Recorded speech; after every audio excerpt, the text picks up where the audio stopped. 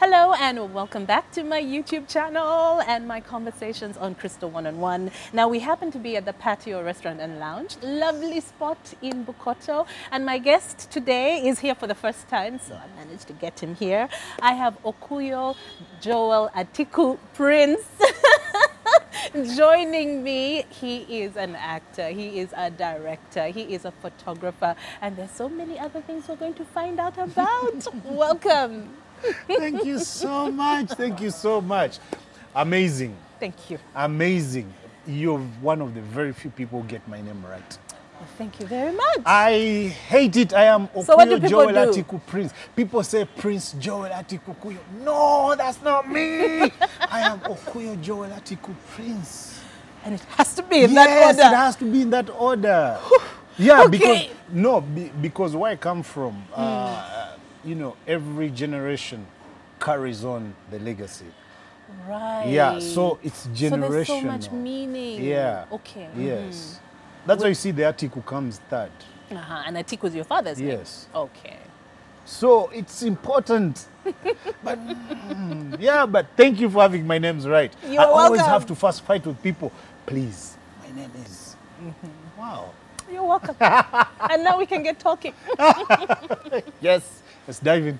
So if we go to the beginning of your story, Yes. it starts in Arua? Yes. My story starts in Arua way back on a Saturday morning of 4th December 1983. Is even under the year? Yeah, yeah. Don't put me on pressure. Yeah, so I am pure Lubera. Both my parents are Lubera. Yeah, my dad, Mr. Atiku, the late.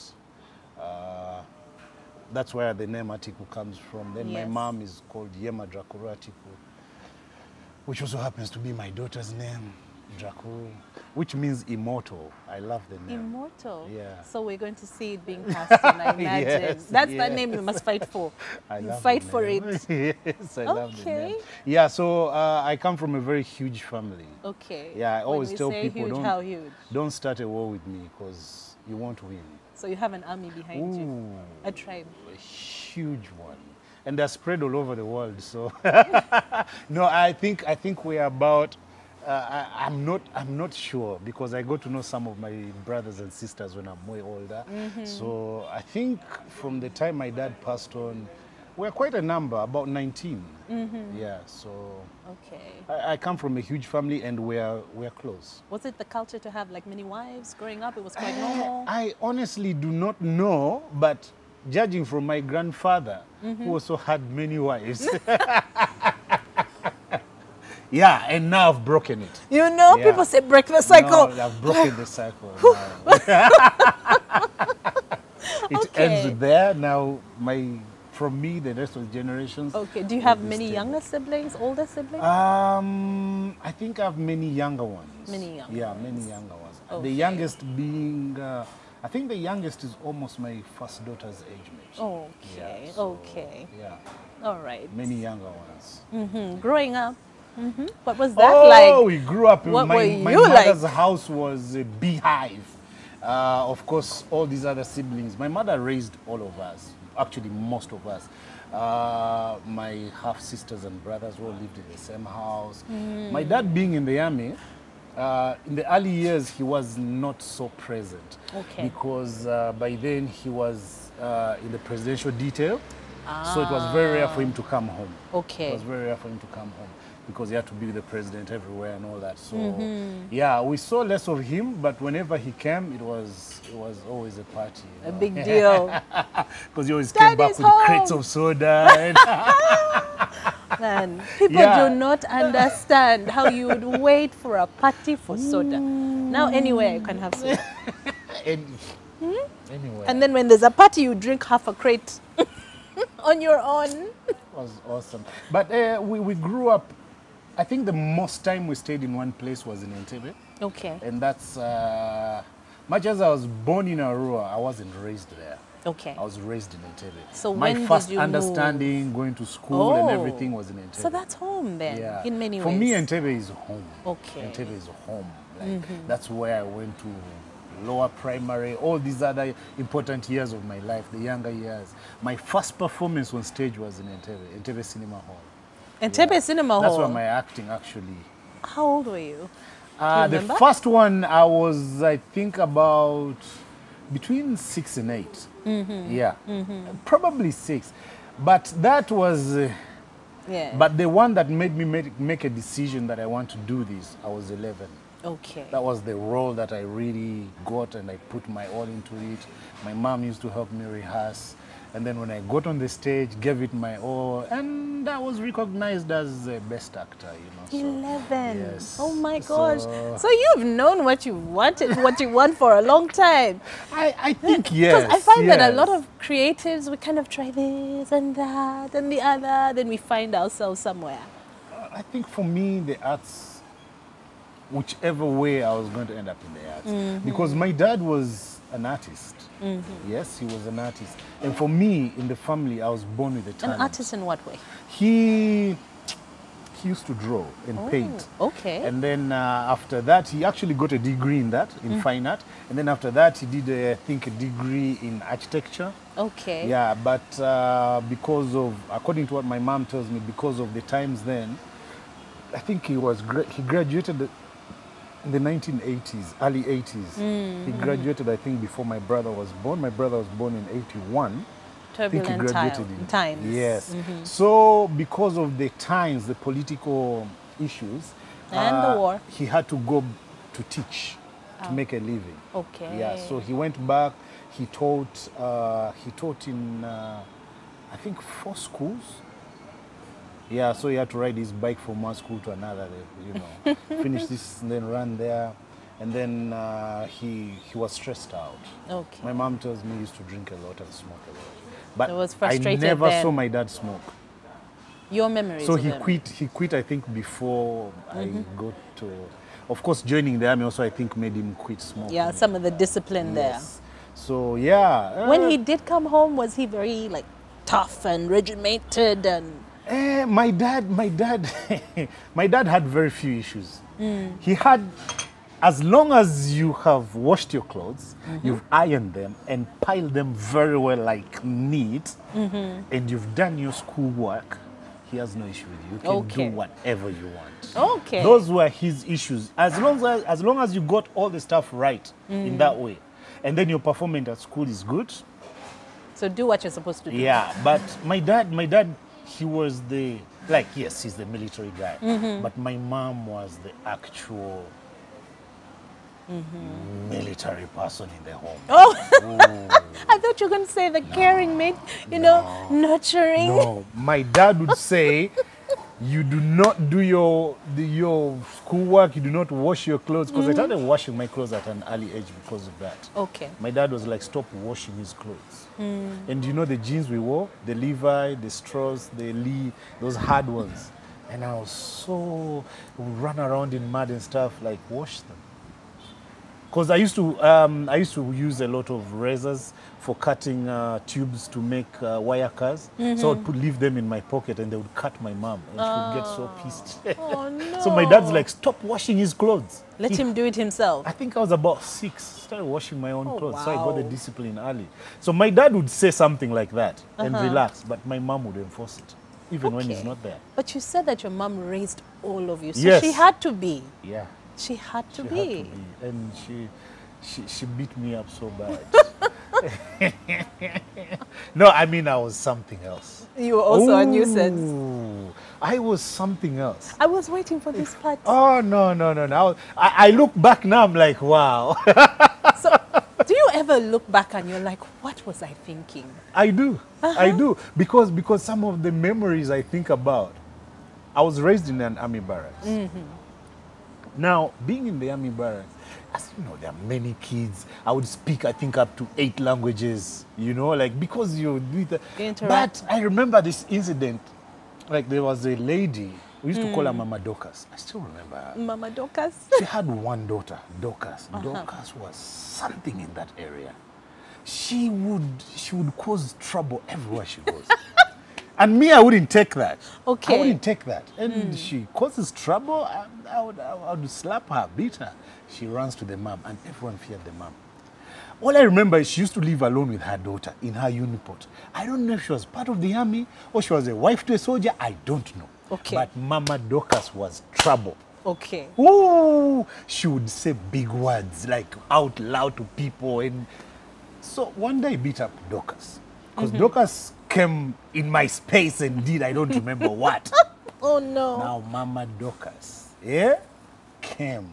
Ooh, She came for you. she came with fire. You don't want to know what happened next. I think I was around 11 or 10. Uh-oh. The fight that I had with that woman, broad daylight. Even my mom sat and said, let them finish. Yeah. Yeah. And we had it, she saw she couldn't take me. Prynce! Yes, because at this point, remember, I have been actually doing military drills with guys. I joined the taekwondo team in the military. Oh. So I knew a few things that I could do that, you know, and I fought this woman until she was panting and she couldn't take it. And she's like, no. And then she got a stick, I got a stone. She looked at me, she's like, for the first time, she walked away, everyone celebrated. Oh my God. I'm just thinking about this childhood and I'm like, no, I was... wow, drama. I was something else. And you were not about to lie down and take it. No. Okay. No. I mean, I've grown up with things and if I look back, I'm like, what was I thinking? I even remember I was so stubborn that everybody knew me in the barracks, even people I didn't know. And they gave me a nickname, Bingwa, which is Swahili for winner. Bingwa. Yes. Okay. And I remember there was this regimental sergeant who used to do the commands for the recruits. One day he just came home and called me, said, come, we go. The day the recruits were brought, he took me there and he's like, start your command. I knew word for word. Really? Yeah. And I commanded the entire platoon. So how long did you do that? It became fun. Like, So was this fun? It was fun. Okay. Because every day, our uniport, you know, we lived in uniport. So our uniport was right here. Like, this is where my mom's uniport is. So my sisters used to live like next to my mom. And then there was the kitchen uniport. And then my brother and I, we had a uniport facing my mom. So behind our uniport was the field for training. You know, so like, I just used to look at so stuff. So you would sneak off also as much as you could? No, I would go out in the morning run with them, evening run, you know, stuff like that. It was fun for me. It was really fun. Okay. Yeah, So what about there's like... nothing in the military I don't know really. Wow. Yeah. So what about high school? High school.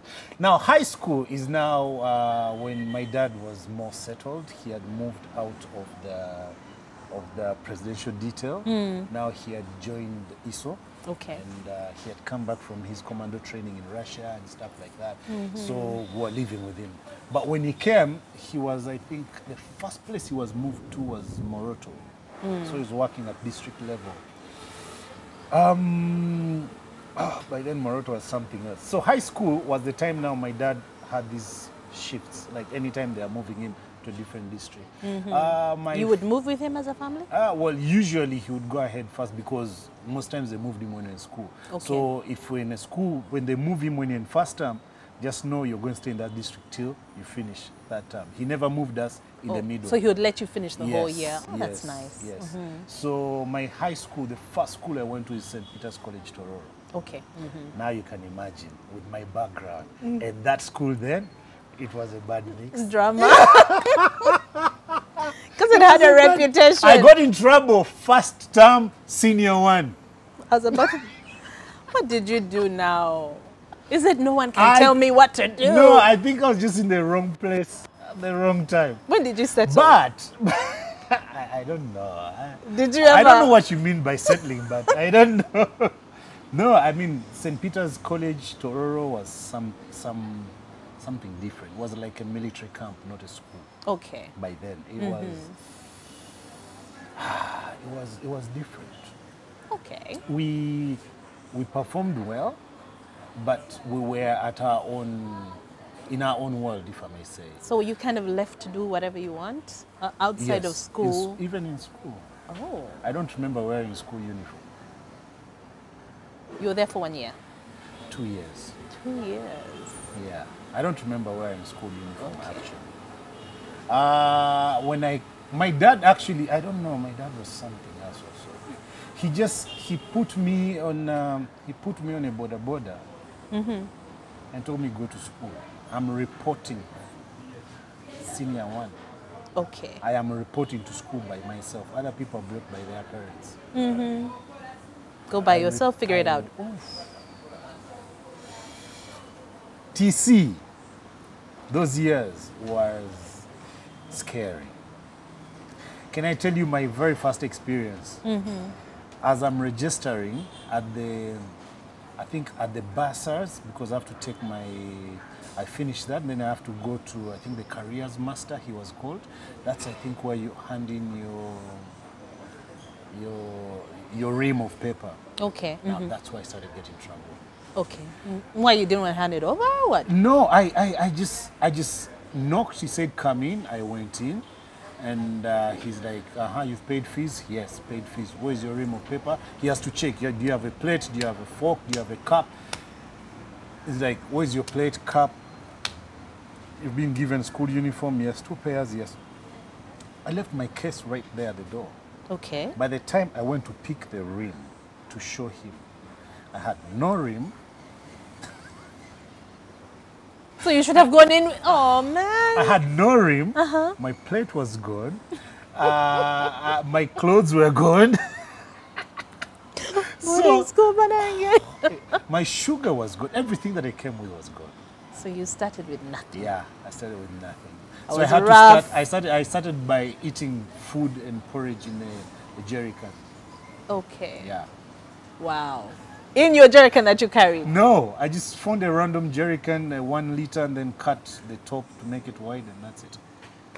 I had nothing left. I went to the dormitory, just suitcase and and the uniforms they had given you? Yes, the uniform they had given me. Thankfully, I had the bed sheets.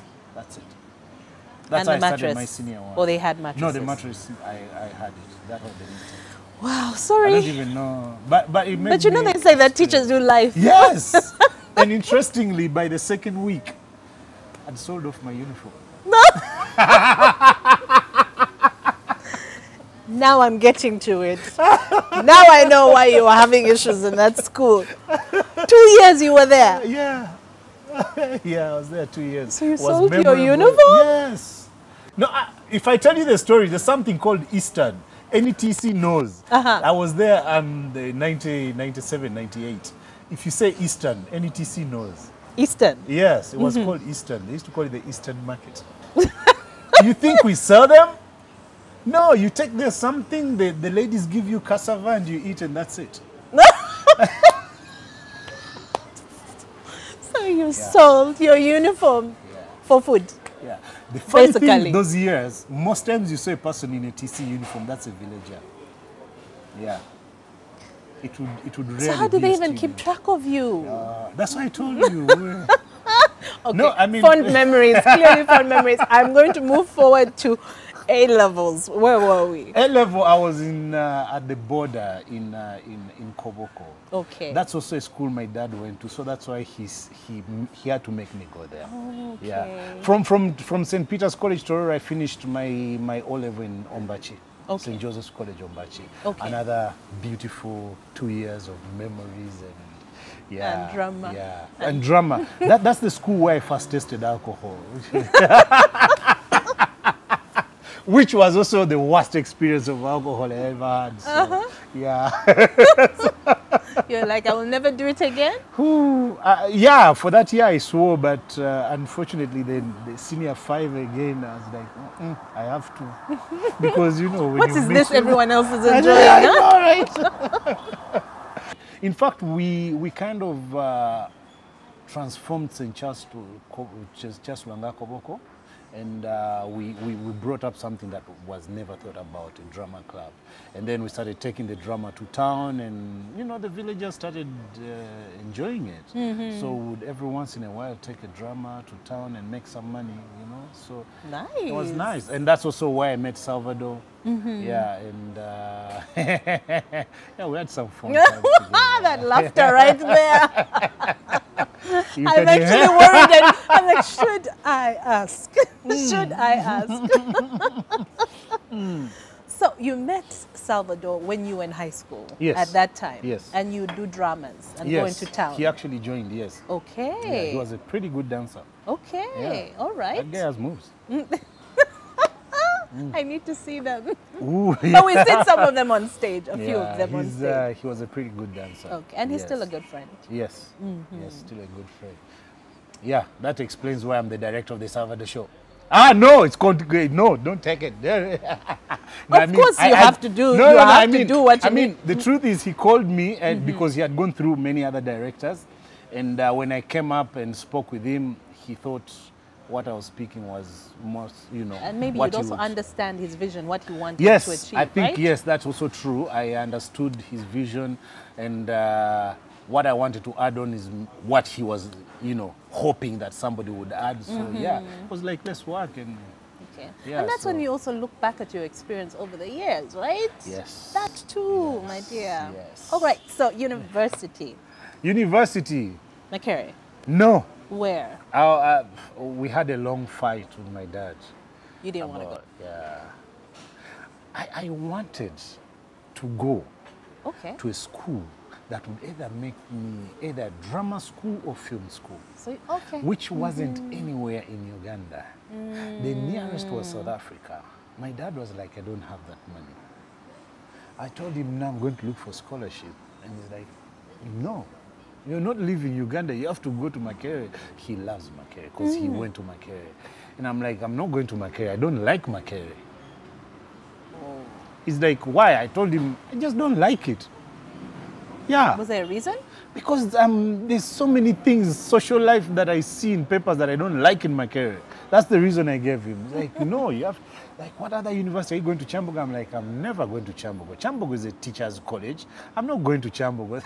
So you wanted to go to film theater Yes. school. Okay. I did land on the catalog of UCU. And I read that catalog and I was like, somehow my heart was like, this is it. Okay. By then, So what were UCU you was looking young. at?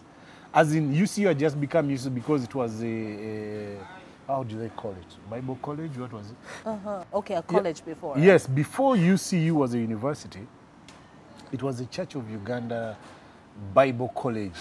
That's did what not they know call that. Yes, I it did was. not know that. It was. And then by the time I joined UCU, it had just become a university. So nobody, cared or wanted.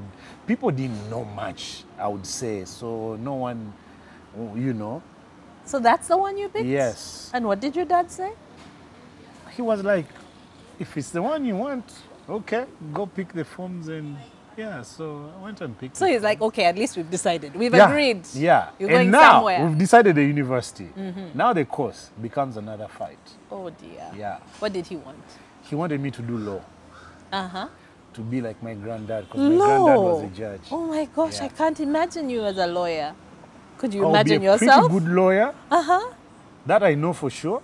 Okay. I'll be a pretty good lawyer, and I think it would make a lot of trouble for me. I think I'll make a very good defense lawyer. So what you're telling me is you considered it quite seriously. Yeah, I thought about it. And then I looked at my But because life. of how creative you are, I somehow just don't see you in law. Because I've always got away with any argument. Like, always. Like, always. So you And I'm can like, talk your way out of anything. I always talk my way out of anything. Like, anything. Then I thought about it, I'm like, no, I don't want to be this. I don't want to be this. No. But my dad's main issue was I did actually quite well in A-level, and also literature was one of my best subjects. So, and of which, when I was going to senior 5, he discouraged me from doing literature. He wanted me to do science. But you stuck with it. Yeah, And you because did well. I knew what I wanted. I wanted to do literature. I wanted to do the arts. Like, do sciences. I'm like, no, I'm Nope. not. That was a big fight. And then, So you were When I- butting heads for many years. yeah, actually, my admission form has physics, economics, mathematics for A-level. So you got there, then you changed. Yeah. Okay. I just moved. Actually, I attended the class for 1 week. It was boring. I attended science class for 1 week. It was really boring.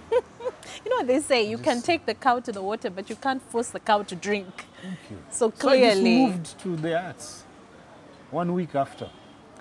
And I sat in there and I was like, yeah, this is it. This is what I want. continued. So first time I came back with the report card, and I showed him, and he looked at me, he didn't say anything.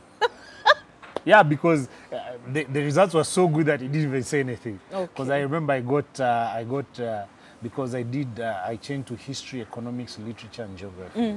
I remember I got 3 A's and a B. Okay. Yeah, so I just. So what could he say, really? What could he say? So he just looked at me and he kept quiet. Okay. And then when I finished A level, he's like, "Aha! Now you've done well in literature, so you have to go do law." Like, no, I'm not doing any law. So I went to the campus. In fact, even my campus admission is low. Yeah. And then? I paid 50K to change. Okay. Yeah, I changed, but again, interestingly, I changed to a course that was random, which no one expected me to be in. Because maybe people expected me to do mass comm and stuff. No, I didn't do mass comm. What did you do? I did social work. Social administration. Yeah. Why that? You see? Why? I don't even know. It's just my guts. But you also. Many times I just follow my guts. Also? No, I just follow my guts. I was like, I reached then, I'm like, yeah, no. Do you feel that it has... Because I looked at the courses, and I've been, from day one, from the day I heard the word psychology, I was stuck to it. Okay. As a kid, I've had people say psychology, and I try to find out what psychology is like. You know, they used to tell us it's reading people's minds. For me, that's fascinating. I'm like, yes, I want to be a psychologist. But understanding people, understand how the mind works. So when I saw psychology under social work, I'm like, this one. This is the one. This is the one. So you said to me earlier on, I have to report him, that a lot of people don't know that you're a carpenter. No. And you can do like wrought iron metalwork, right? Yes, yes. When was this? Nah, many years ago. How? When? Where? No, I am the kind of person who is curious about life, and I always want to know stuff. And when I want to know stuff, I want to know it to the details. So when I start doing something, I always make sure I do it and know it really well. Metalwork started in high school, St. Peter's College, Tororo. Okay. Yeah, because in that school, the structure was different. When you join senior one, you do about 18 subjects. But in the 18 subjects, we had 2 ways. You either go business or you go technical. Okay. So business involved commerce, accounts, and all that. Trust me, I don't know anything, not even the definition of commerce or accounts. I don't. Okay. Because I looked at the things, I'm like, no, I'm not going to do this. So I went technical. So technical bit is the people, instead of doing commerce, accounts and stuff, you do technical drawing, you do metalwork or woodwork, metalwork or woodwork. You have to choose. So I chose metalwork and technical drawing, and then the rest of the subjects stayed. Okay. So I'm a more technical person by scholar. Was it also because it was more hands-on? Yes. You enjoy that? So that's where my metalwork started. And it was fun. When we started welding stuff, I'm like, ooh, this is nice. You know, you can create stuff. And then technical drawing, of course, you draw the plans and how you're going to do it. So it was fun. That's where my metalwork started. And then I kept it on every time I would like find a place where people do metalwork. I would always join them and tell them, guys, I want to learn more. I know a bit, but I want to learn more. So that's how I learned metalwork. Yeah. Okay. And then carpentry started carpentry actually started way back. I was going to cut myself short. Carpentry started in Entebbe. We used to live next to a carpentry shop. Okay. Yes. All right. Now I've remembered, actually the first carpentry work I did was a weighing scale, which was my science project, and I won the award at Chadwick Namate Primary School. You've just remembered. Yes. Now I was about to say it. In high school, in St. Joseph's College, Ombachi, it came back because it was a subject. Yeah. Okay. But it started way back. So you had a very curious mind. Yes, always. Always curious. So you're like, can I learn? Yeah. Can you teach me? Yeah. I've also done some mechanics, but not to the level that... Yeah. This is so interesting. Yeah. So interesting. But I mean, I can say woodwork and metalwork, I'm comfortable because the woodwork in itself paid part of my campus fees because I was on a program called Work and Study. Okay. So I was working at the carpentry, the campus carpentry, where they bring all the broken chairs and you have to fix them and stuff like that. Yeah. So that's what I did for half of my Do you t-shirt. see yourself doing that on the side like a hobby? Anytime. Yeah? Anytime. Yeah, I enjoy it. It's fun, actually. It's fun. And now the carpentry is more modern. You don't Yes. have to sand, you know, like the way you used to do. Now there you are can machines. appreciate a beautiful piece of wood, right? Yes. Everything, you don't need to, you know, cut with the... Now there are machines just pass, you know, so But it's- back then, Oh, you have to clamp it and then drone, then hey. It was- okay. So let's talk movies. Movies. Movies. Was Battle of the Souls your first movie? Very fast film, Battle of the Souls. Wow. Very And you fast. went on to win all those awards? Yes, thank God. Yeah, but I guess it's about the input, how much you put into. Yeah. Were you I guess friends with that's it. Matt Bish? I'd never known Matt Bish. Okay, at that time, I remember the story was all over the papers. Yeah. Because his brother Roger had talked Yes. about how he was a devil worshipper Yes. and got saved. We were like, what? You went down into where? The lake and things? Yeah. And then, of course, I mean, as a director, filmmaker, he saw the story. Yeah. So how did he cast you? Did you just... Actually, that 2006 was my final year at campus. How it started, funny story. So, you know, I don't even know how to start. I grew up in schools. Most schools I went to, we did half day. Okay. Most schools. All right. After lunch, we never had classes. So I'm a lazy afternoon person when it comes to school, especially when I've eaten something. So at campus, I would dodge most of the afternoon classes. I'll just go sleep. Just go turn on my radio and sleep. Don't do that. Please, do not try. Don't try that. So one afternoon, my routine was I come back and I make sure I come back on time because of that 1 hour of country music on. By then it was called Monitor FM. I love country music. Oh, Oh, wow. I would make sure I am there from 1 to 2. 1 to 2 lunchtime. Yes, they would play country music on Monitor FM, now KFM. I would never miss that. So I would, on they don't have to be there, just lie in my bed, listen to country music.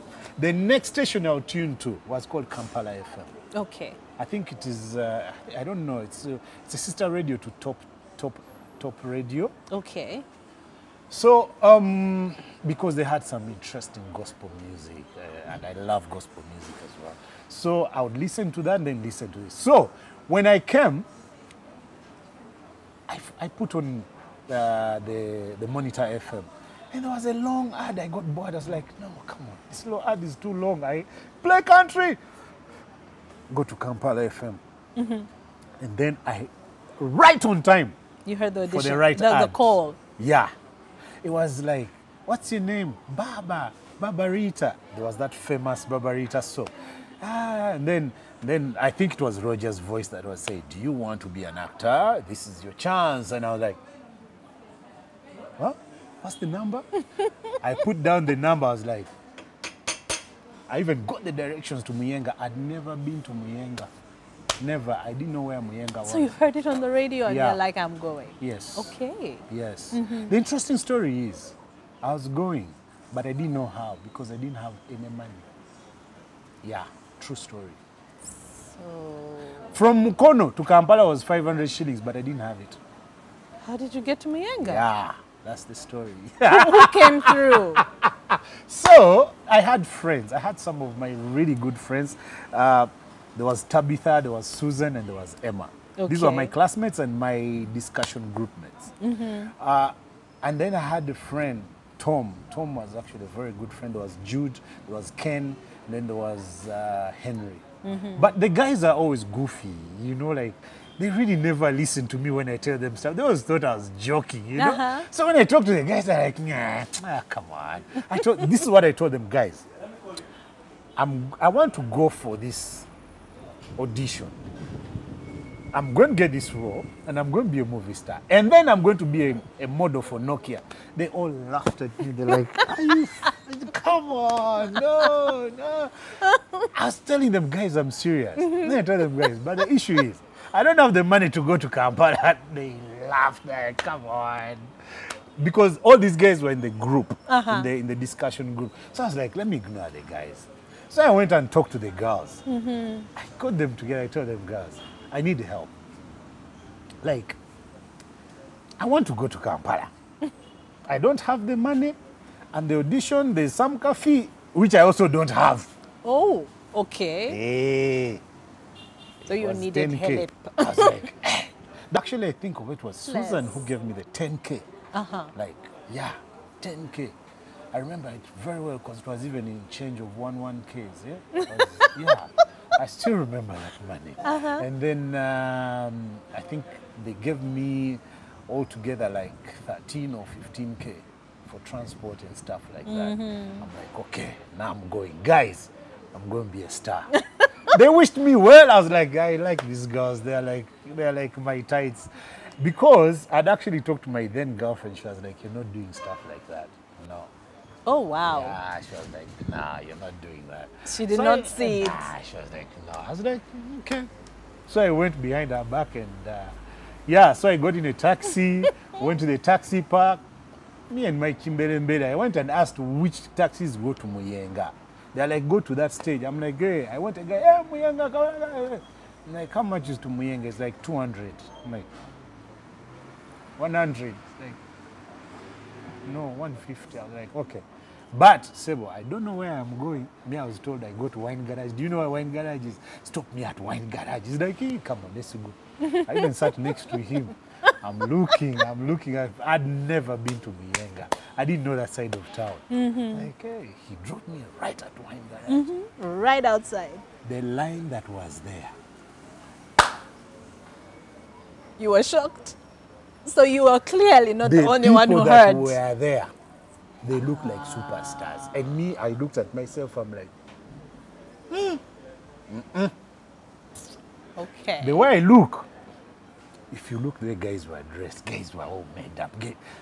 We had even radio personality. We had legendary actors that I've only seen on TV. I was like, I stood across the road and I looked. I was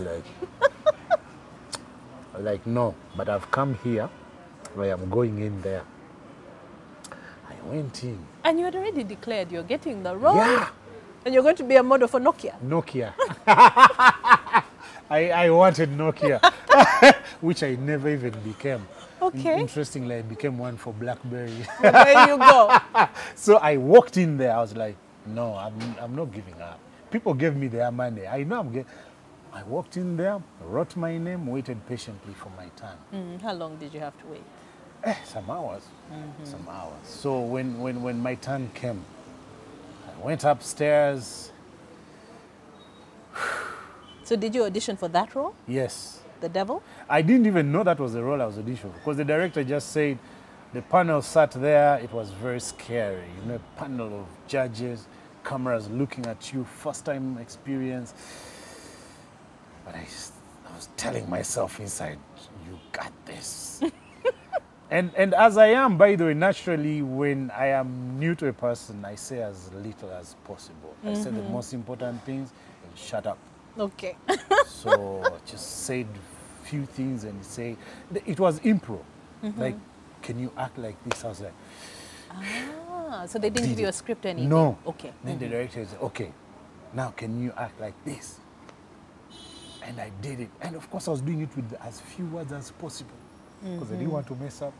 But of course, I'm a more expressive person. Even if I'm saying nothing, you can always feel something. I got a call back, came back for it, and the third time is when I received the script. And interestingly, I was the only person who had no understudy. Every role had an understudy. Every role had 2-3 people, 2-3 people.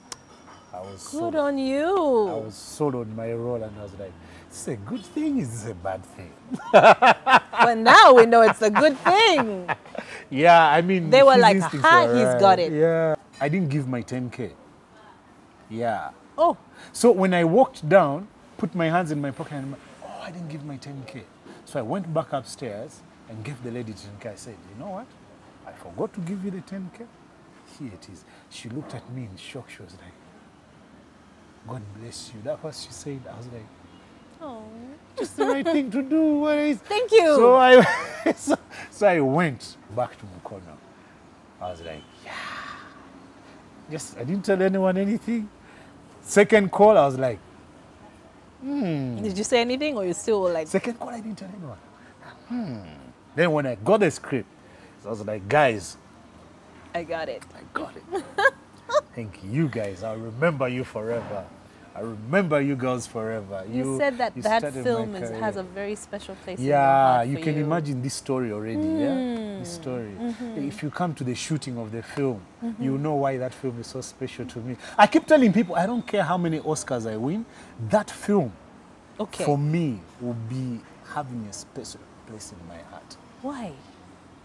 Because Why? Was it because everything was new? Was everything it because you was felt new. like you were the trusted? challenges we overcame, Ah. the experiences, and also where it put me in my career and in my life in general. Because it just propped you Yeah, up that there. film just What, shot 5 international me. awards for that movie? More than that, actually. Well, there you go. Yeah, more than that. And out of that film, I got a lot of recognition, and I got a lot of huge paying jobs, a lot of big names that I've worked with because of that film. Yeah, so yeah, for me it will always be special, always be special. But it was a challenging film as well. Okay. There was a lot to What were the sacrifice.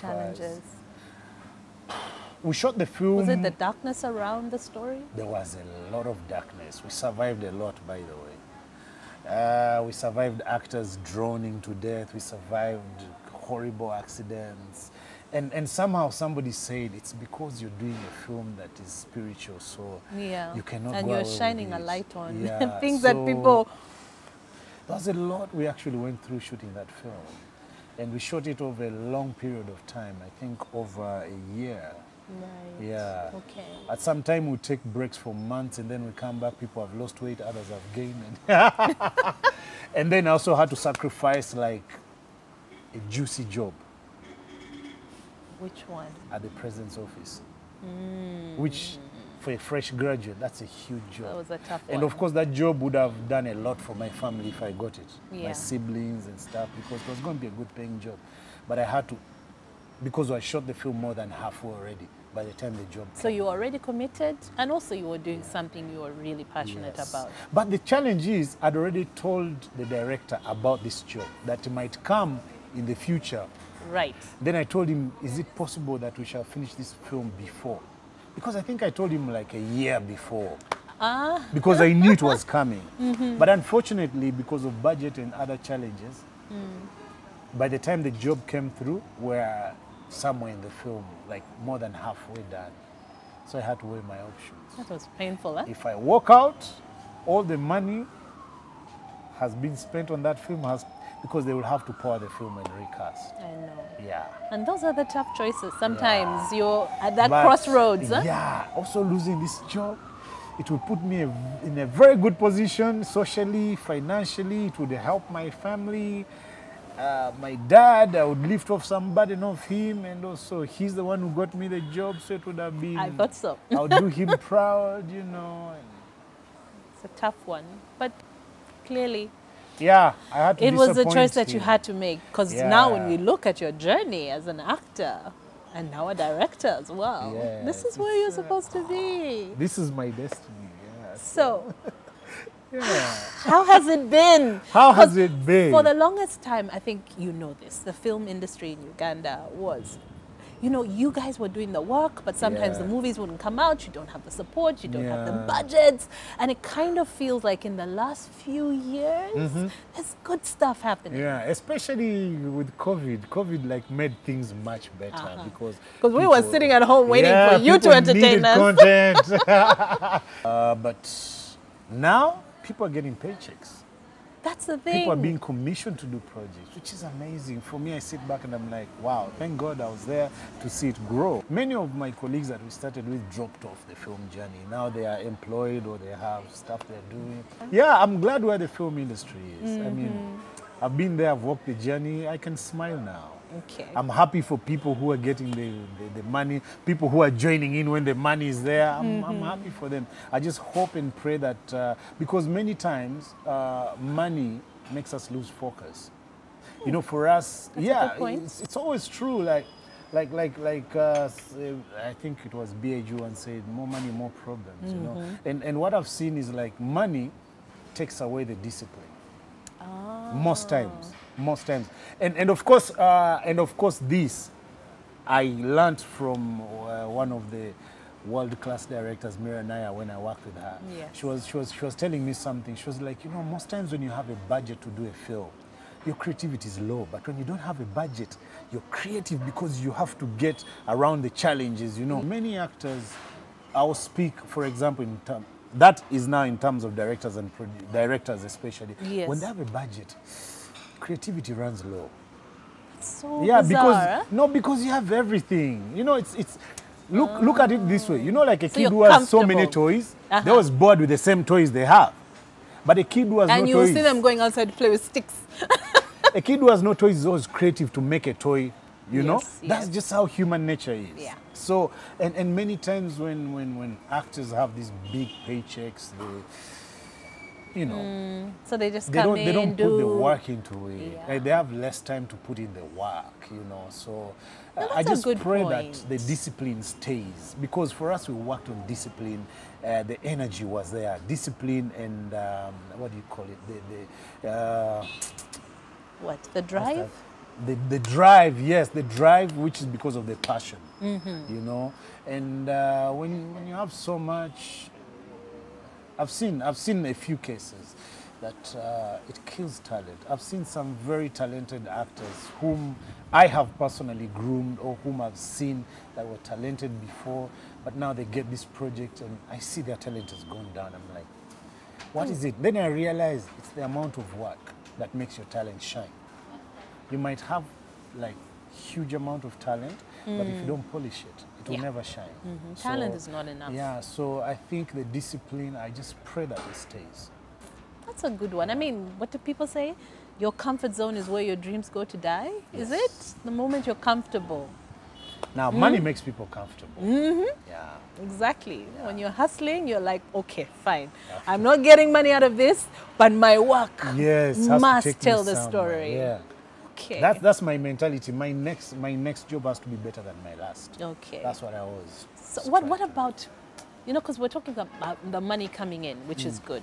But what about the basis, the foundation, which is also the trainings, the constant, you know, some people are in acting school all their lives. I mean, you've done theatre as well, which is Yes. also a very powerful stage. It's a very good foundation Yes. for an actor. Do you feel that a lot of actors are embracing that? I personally have done some acting classes for a lot of productions. They always call me up and we go through some drills. And I appreciate the fact that people are now getting to know that you need to professionalize, and also you need to do refresher courses. Even I myself always go for, you know, any opportunity I get. And thank That's God important. Even in my industry, you see, once people start working, they feel they're comfortable, they're good, they know it all. And that's you never stop dangerous. learning. That's dangerous. Yeah, and I mean, for me, I've been blessed enough to have contacts, really huge contacts in the industry that I always go back to. I mean, I have the Forest Whitakers as my mentors. Yeah, I have some of the best Hollywood acting coaches, Tony Barr, Jeremiah Comey. Those are guys I can go back to, and you know, every time I feel like I need Michael Caine, you know, is on my list of mentors, you know. So, Wow, okay. and these all I have their books, you know. Those are guys I can always go back to, and you know, like, you know, I need refresher, you know. So I think But does it's that mean you're also the person who's you ask for help? yes. Because I feel like, you know, you were saying you're very curious before, but it's also important to be willing to ask for help. Ooh. There's humility with that. Yeah. Humility. Learning for me is, I don't know how to say, I don't know, it's almost a passion for me. Learning, I always want to learn. I never feel that I've learned enough. I've never felt that in my life, Okay. in any respect. That's why I always go back to school. I always, at least any opportunity to get a certificate or upgrade or to get a master's, I always jump on it. You know, even in social work, which now I am practicing through film. I'm not like doing the social work, the traditional social work, you know, like where I have to sit behind a desk and, you know, no, I still practice social work, but I've put a flavor to it. Okay. Because social work is about people. Yeah. So it doesn't mean I need to have an office. I can go to people. I mean, if I have my target group, I go to them. And for me, my approach has either been sports, which I used to be active in, or film, which I am good at. So I use that as my social work. But every once in a while, I go back to school to you know, to upgrade my social work. So going from an actor to directing, how has that been? That transition? I mean, you're still acting, but yes, I am. Isn't it a completely different ball game? It's very different. It's very, very different. It's very. I think sometimes you really need to breathe in and out and say, okay, I am not an actor. I'm a director. And also for me, I think directing is tough because I'm a cinematographer as well. Okay. Yeah, so when I'm doing my stuff, I know what I want. You're like, how can you not know what I want? So I know my shots that I want, I know my lighting that I want, and unfortunately for people I work with, I am a very particular and meticulous person. I want things to the dot. As I told you earlier, my dad raised us to be. So I am perfectionist. And then on top of being a perfectionist, I'm actually fighting OCD. Because at some point it actually caused me depression. Okay. Yeah. So I realized it's not a good thing. I have to fight it. So every day I'm fighting OCD. Now you can imagine the issues I have. So when I come to direct, it's a bit different. It's a bit more tasking for me because when I'm directing an actor, I'm directing them from the point of view of an actor. Because now I know how to execute this, and I want them to execute how I visualize it in my mind. Yes, yes, yes. So sometimes it's more draining.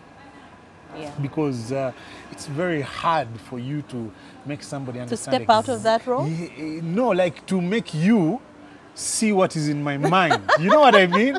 Like, and yet it's what I want you to see. So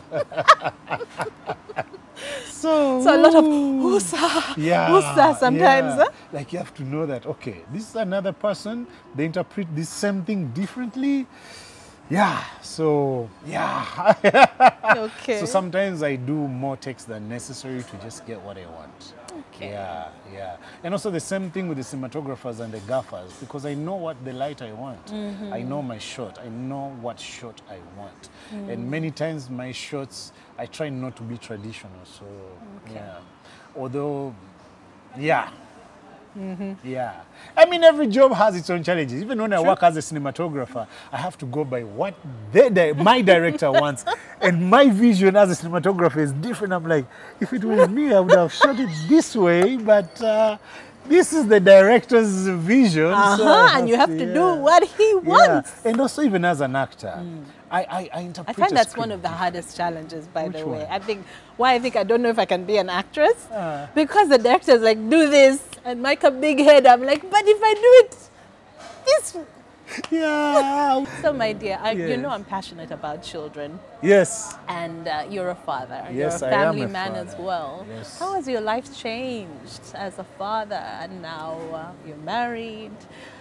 Because I find, we need to talk more about parenting as well. And I always want to hear people weigh in. How is it for you as a dad? How are you as a dad? Are you like your dad? I don't know. Are you like your dad? That I think you should ask either my kids or my wife. I don't know how I am as a dad. I just try to be the best I can, you know. And of course, parenting nowadays is different from how they parented us. So I don't know, but I think I'm holding up pretty well as a dad. Yeah, because my first daughter is 9. So from what I see, I think we get on well. So and of course, is she a bit creative like you? Oh, super creative, super inquisitive, super talkative, super intelligent for her age. Those are all good things. Yeah. They're good things. They're Why do you good look things. stressed? They're good. No, I mean, I'm like, that's so much to handle, so much. Now, you see, and, when, as parents, when you say that, it's like, how can I just make all of that come to its full potential? Yeah, I'm trying because now she's a photographer, she's an actress, she's a pretty good photographer. Wow. I just gave her the camera. I gave her the camera, and I was like, and then she took photos, half framing. You know, I didn't want to say anything, so I went and showed these photos to a senior, Michael Wawuyo senior. I just showed him the photos. He looked at the photo. Yeah, her photos. I didn't tell him anything. I was like, because we were on set together. She was acting on that set as well. Because when she's acting on set, I usually, either me or her mom comes as a chaperone. Yes. And when I come, I usually want to come with my camera and take photos of her on set. So when she was having a baby, she said, Daddy, let me have the camera. I'm like, okay. Then she took the photos. And then I went and just showed Michael Wawuyo Sr. the photos. It's like, wow, these are some nice photos. I'm like, you think so? I'm like, Uncle, you think these photos are nice? It's like, wow, these photos are nice. Look at the framing. Look at, you know? I'm like, she just took them. She's like, come on, stop lying. I'm like, she just took them. It's not me. Like, wow, she has a talent. That's nice. Naturally. But I mean, she's an actress and she's a pretty good one. She's amazing. She's amazing. She's done a couple of movies. She's done something for HP. So yeah, she's holding up well. She's earned herself some good money. So yeah. How many children can say that? Although we don't know what's the money. Yeah, I mean, it has put her in the momentum. The little one is.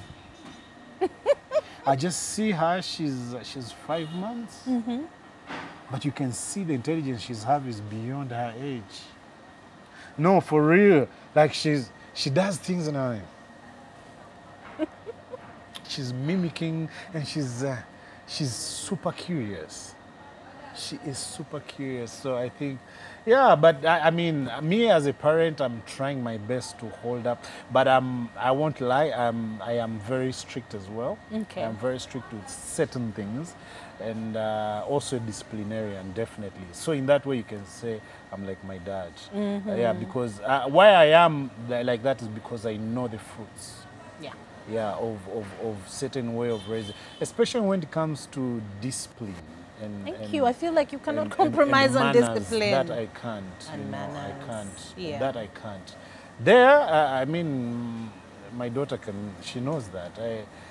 If I need to give you a few canes, I will. No nonsense. It's a no nonsense. You know, you can't. And now she knows. There are certain things you cannot do. Like I tell people, if you came to me and told one of my siblings, stole your stuff, I'll beat you. If you came to me and said one of my siblings insulted you, I'll slap you. Okay. Because that's a straight up lie. So your values. If you did one of those things and you lied, you stole something and you insulted someone, my mom would beat you all day. Okay. So I don't think there's no one in my family who can do those things. The one who grew up under my mom, you cannot. So it's the same thing for me. There are certain values that I hold, so you know, so you cannot. Okay, that you are cannot very disrespect your elders, you know. Yeah, because so my daughter knows it. My daughter knows it. She like I told you, she has an auntie who is almost her age mate, but she knows she cannot talk to her the way she talks to other people, her cousins. I told her she has cousins who are way older. That one you can call them by their name. This is your auntie. This is your auntie. You have to say Auntie Jane. Wow. She knows it, and that's how it is. So for me, when it comes to disciplines, it's very important. So I am very strong on those. Okay. And I'm not afraid, I'm not ashamed. Yeah. And of course, we are a very Christian family, so prayers are very important. So we always, you know, share responsibility, share the word, you know. And also my children, they have to, I assign them a word, they have to share. They have to read and then share what they think about the Bible verse, what we learn from it. So, yeah, so some of those things are very, very important. And thankfully, my wife is a very prayerful person, so the support is there. So we try to raise the kids in the way we know best. All right. Yeah, because That's it's a confusing world. Thank you. There's too much coming from every direction. My dear, thank you so much for joining me. Thank you for having me. This was lovely. Lovely, lovely, lovely. There's so much. We've gone all around. We haven't covered it all. What you've covered is just if you... Oh. Thank you. My story is like... But thank you for sharing. Yeah, I mean the little. Really I'm glad to. If hosting you want a you. part 2, I will come back.